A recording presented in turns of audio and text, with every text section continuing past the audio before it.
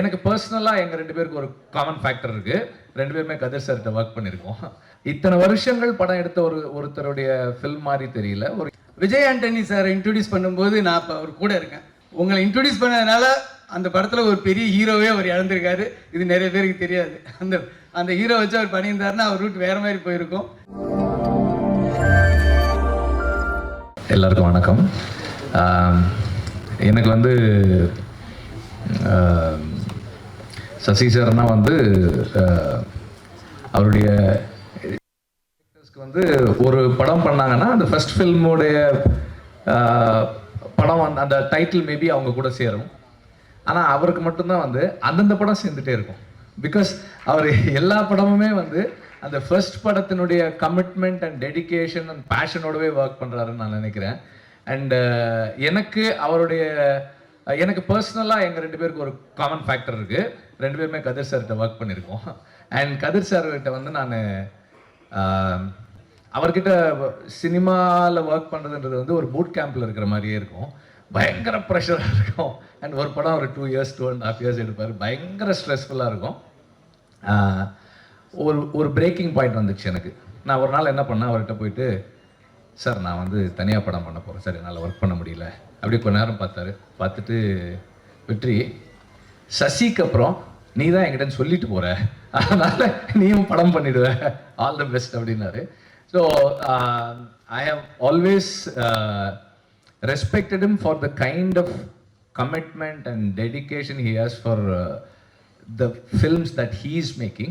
And இப்போ இந்த படமும் பார்த்தா கூட ஒரு இப்போதான் அந்த கணக்கு சொன்னாங்க, 28 yearsன்னு சொன்னாங்க.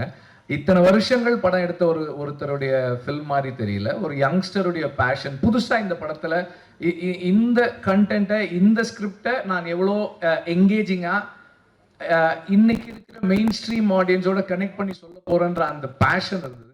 That is very fascinating for me. And also அவர் வந்து இந்த படத்தில் நார்மலாகவே அவருடைய படங்களில் ஆக்டர்ஸ் நல்லா பெர்ஃபார்ம் பண்ணுவாங்க. இந்த படத்தில் ரொம்ப நல்லா பண்ணியிருக்காங்க. Everybody have done the part very well.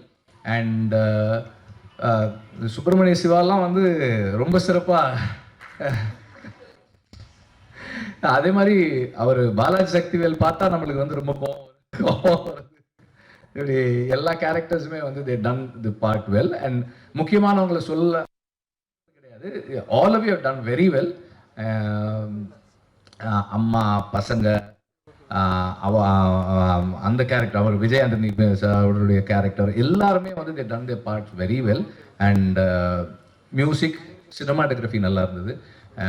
I really wish the whole team all the very best. And இந்த படம் வெற்றி அடைய என்னுடைய வாழ்த்துக்கள். Thank you.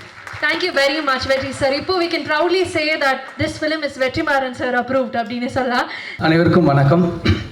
இந்த படத்தில் வந்து ஸ்பெஷலான விஷயம் நிறைய இருக்குது. ரொம்ப ஸ்பெஷலான விஷயம் வந்து நான் பிறந்த ஊரில் நடந்த நிஜ கதை. ஸோ ஒரு உண்மை சம்பவத்தை வந்து படமாக எடுத்திருக்காரு எனது நண்பர். வந்து விஜய் ஆண்டனி சாருக்கு வந்து வாழ்த்துக்களும் நன்றியும் சொல்லணும் சார். இந்த மாதிரி ஒரு கதையை, ரொம்ப கஷ்டமான கதை, எப்படி இருந்தாலும் இதை வந்து ஒரு ஸ்க்ரீன் ப்ளே பண்ணி எப்படி ஜனங்க பார்க்குற அளவுக்கு பண்ணாரு. எனக்கே ஆச்சரியமாக இருந்தது. அதுவும் படம் கிளைமேக்ஸ் போகும்போதெல்லாம் எங்கேயாவது ஏதாவது பண்ணிடுவாருன்னு கோபமாக வேற இருந்தது. நல்ல வேலை, ரொம்ப பிரமாதமாக பண்ணிட்டாரு. ஸோ அந்த பதட்டம் ஒன்று இருந்துட்டு இருந்துச்சு அந்த கிளைமேக்ஸ் போகும்போது. ரொம்ப நல்லா பண்ணியிருக்கீங்க சார். இங்கே நிறைய பேர் சொன்னார், நிறைய மியூசிக் டைரக்டர் இன்ட்ரடியூஸ் பண்ணியிருக்காருன்னு சொல்லி. விஜய் ஆண்டனி சார் இன்ட்ரடியூஸ் பண்ணும்போது நான் இப்போ அவர் கூட இருக்கேன். நாங்கள் ஆரம்பத்துலேருந்தே கூட இருக்கேன். உங்களை இன்ட்ரடியூஸ் பண்ணதுனால அந்த படத்தில் ஒரு பெரிய ஹீரோவே அவர் இழந்திருக்காரு. இது நிறைய பேருக்கு தெரியாது. அந்த ஹீரோ வச்சு அவர் பண்ணியிருந்தாருன்னா அவர் ரூட் வேறு மாதிரி போயிருக்கும். இப்போவும் இல்லை, இப்போவும் சூப்பர் தான். பட் சொல்கிறேன், ஒரு மியூசிக் டைரக்டரை இன்ட்ரடியூஸ் பண்ணணும், ஒரு டெக்னீஷியன் இன்ட்ரடியூஸ் பண்ணணும்னு நினச்சா அதுக்கு எதிராக யார் இருந்தாலும் அனுமதிக்க மாட்டார், அது ஹீரோவாக இருந்தாலும் சரி. அந்த மாதிரி ஆள் சசி சார். ஸோ இந்த படத்தில் நிறைய பேர் நல்லா பண்ணியிருந்தாங்க. அதில் வந்து அந்த சன்னா நடித்த கேரக்டர், அவங்களுக்கு பேரா பண்ண 2 பேர் எல்லாமே ரொம்ப நல்லா பண்ணியிருந்தீங்க. முக்கியமாக சுவாசிகா மேம் வந்து அவுட்ஸ்டாண்டிங். எனக்கு வந்து பால்மகேந்திரா சார் ஃபில்மில் ஷோபா மேம் பார்க்குற மாதிரி தெரிஞ்சுது. நான் ஏற்கனவே இந்த சாங்கை பார்த்தேன். பார்த்ததுக்கப்புறம் போய் தியேட்டரில் போய் படம் பார்த்துட்டு இப்போ மறுபடியும் பார்க்கும்போது அவங்க சின்ன சின்ன ரியாக்ஷனுக்கெலாம் எனக்கு இப்போ கனெக்ட் பண்ணுது. அடடே எவ்வளோ பர்ஃபார்மன்ஸ் பண்ணியிருக்காங்க. ஒரு என்ன சொல்கிறது, ஒரு அவமானத்தை, ஒரு பெயினை, அதில் வெரைட்டி ஆஃப் பெயின்ஸை வந்து அவ்வளோ அழகாக காட்டியிருக்காங்க. எனக்கு தெரிஞ்சு இந்த வருஷம் வந்து ராதிகா மேம்க்கு உங்களுக்கு தான் காம்படிஷன் இருக்கும். ஸோ அந்தளவுக்கு ரொம்ப பிரமாதமாக பண்ணியிருக்காங்க. நிறைய டெக்னீஷியன்ஸ் பண்ணியிருக்காங்க.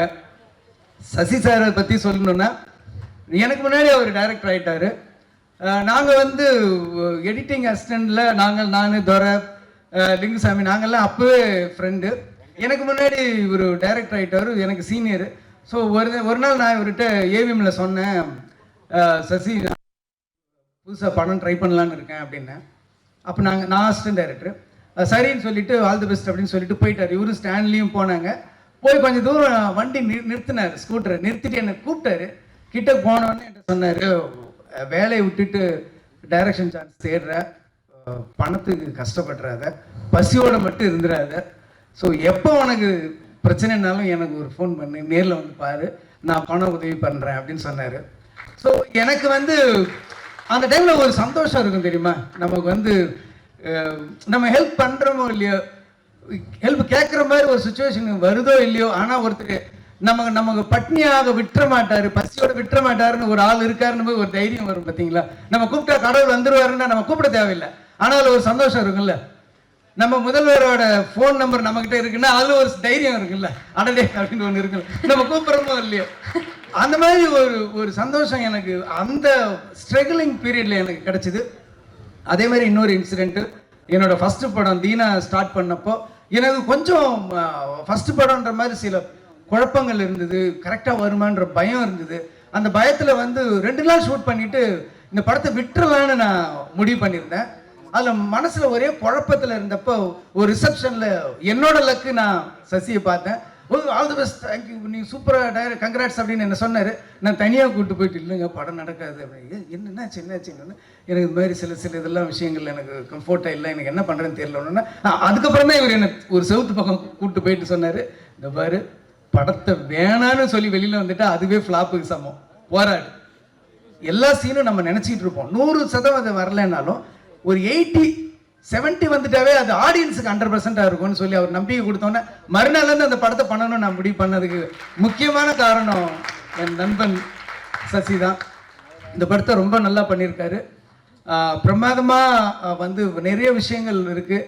நான் வந்து இதை பாராட்டணும்னா இதோட கதையை சொல்லிட்டு, நான் கூட நினச்சேன் சரண் சார் வந்து கதையதே சொல்லிடுவாரோ அப்படின்னு சொல்லி நினச்சிக்கிட்டு இருந்தேன். அதனால் இதை வந்து படத்தை பார்த்துட்ட பிறகு நம்ம பேசினா இன்னும் நிறைய இருக்கும்.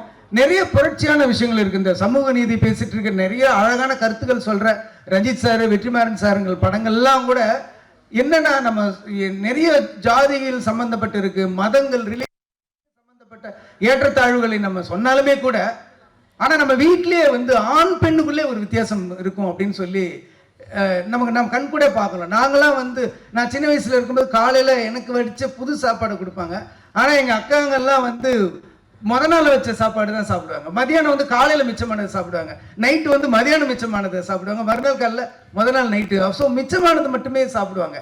ஆனால் ஒரே கூட பிறந்தவங்க தான். ஆனால் ஆண் பெண் வித்தியாசத்தை வந்து சாதாரணமாக ஏற்றுக்கிட்டு இருந்தாங்க. ஒரு பெரிய புரட்சியான ஒரு விஷயம் வந்து ஆண்களை எவ்வளோ சீக்கிரமாக அடையுது, அது பெண்கள் எவ்வளோ போராடி கஷ்டப்பட்டு வர வேண்டியது இருக்குது அப்படின்னு சொல்லி ரொம்ப பிரமாதமாக பண்ணியிருந்தாரு. அதில் ஒரு எக்ஸ்பிளனேஷன் பண்ணுவாங்க அவங்க வந்து, எனக்கு வந்து சின்ன வயசுலேருந்து மருதாணி ரொம்ப வச்சுக்கிறதுக்கு பிடிக்கும், பூ வச்சுக்கிறதுக்கு பிடிக்கும், பொட்டு வச்சுக்கிறதுக்கு பிடிக்கும், எனக்குன்னு ஒரு துணை வேணும் அப்படின்னு அவங்க எக்ஸ்பிளைன் பண்ணிட்டு இருக்கும்போது அவர் எதிரில் இருக்கிற கேரக்டர் ஒரு சிரிப்பார்.